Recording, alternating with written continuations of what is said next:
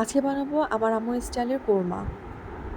তো first time মাংসটাকে ধুয়ে পানি ঝরিয়ে সেটাতে অ্যাড করবো তেজপাতা, দারচিনি, এলাচ আর বেশ কিছু পেঁয়াজ কুচি। পেঁয়াজগুলো একদম চিকন কুচি না করলেও একটু হালকা মোটা রাখলেও হবে।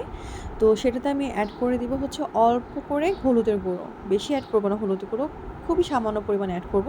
আর সাথে সবার টেস্ট অনুযায়ী লবণ অ্যাড করতে হবে। আর সেটার সাথে দিতে হবে গরম মশলার গুঁড়ো। তো এটাতে যত কম মশলা হবে তত বেশি ভালো হবে। তো মশলাটা খুবই অল্প পরিমাণে অ্যাড করতে হবে। তো সাথে দিয়ে দেবো হচ্ছে আদা রসুনের বাটা। আদা রসুন আমি একসাথে পেস্ট করে রেখেছিলাম, সেটা এটাতে দিয়ে দিব। আর দিয়ে দিতে হবে কাঁচামরিচ। কাঁচামরিচ এখানে হাতে ভেঙে ভেঙে প্রায় অনেকগুলোই কাঁচামরিচ দিতে হবে, কারণ এটা ঝালটাই আসবে কাঁচামরিচের উপর। আর সাথে বেশ কিছু আমি তেল অ্যাড করে দিব। তো দিয়ে আমি ঢেকে দিব। আর খেয়াল রাখতে হবে এটাতে কোনো এক্সট্রা পানি দেওয়া যাবে না। মাংসের যে পানিটা আছে, নিজস্ব যে পানিটা আছে, সেটা দিয়ে পুরো মাংসটা গলে যাবে এবং প্রপার হয়ে যাবে মাংসটা। সো এটার মধ্যে এক্সট্রা কোনো পানি দেওয়া যাবে না। এই মাংসের পানি দিয়েই পুরো পুরো মাংসটা রান্না হয়ে যাবে।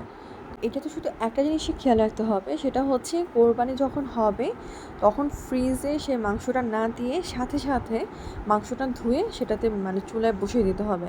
নাহলে যে কোরবানির যে আসল যে টেস্টটা বা যে স্মেলটা, সেটা কিন্তু 3 দিন পর, আমার আম্মু বলে 3 দিন পর এই স্মেলটা আর পাওয়া যায় না। সো যখনই এটা রান্না করবেন অবশ্যই খেয়াল রাখবেন ফ্রিজে মাংসটা কোরবানিটা হওয়ার পর সাথে সাথে চুলায় বসিয়ে দিতে, কারণ এটা ফ্রিজে রেখে দিলে সেই স্মেলটা আর আসে না এবং সেই কোরবানির যে কোরমার যে গ্রানটা সেটা আর পাওয়া যায় না এবং মাংসটাও আর কি টেস্ট চেঞ্জ হয়ে যায়।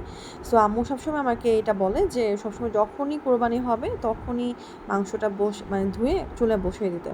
তো এই তো মোটামুটি আমাদের মাংসটা গলে আসতেছে। আমি কিন্তু এটাতে এক্সট্রা কোনো পানি অ্যাড করি না, আপনি দেখতে পারতেছেন ওই মাংসের যে পানি ছিল ওই মাংসের পানিতেই পুরো রান্নাটা হয়ে যাচ্ছে এবং কিছুক্ষণের মধ্যে এটা গলে যাবে। আর এটা রান্না করতে প্রায় 1.5 ঘন্টা মতো সময় লাগবে, 1.5-2 ঘন্টা মতো সময় লাগবে।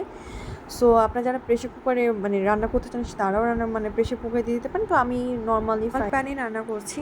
তো এই তো মোটামুটি এটা কোনো কাজ নেই, এটা জাস্ট শুধু ঢেকে দিলে হবে আর কিছুক্ষণ পর পর নেড়ে দিতে হবে, কারণ যদি নিচে দিয়ে না লেগে যায় সেটা শুধু খেয়াল রাখতে হবে। এছাড়া আর কিছু এটার মধ্যে কোনো এক্সট্রা কিছু করা লাগে না, খুব সহজেই রান্নাটা হয়ে যায় আর কি।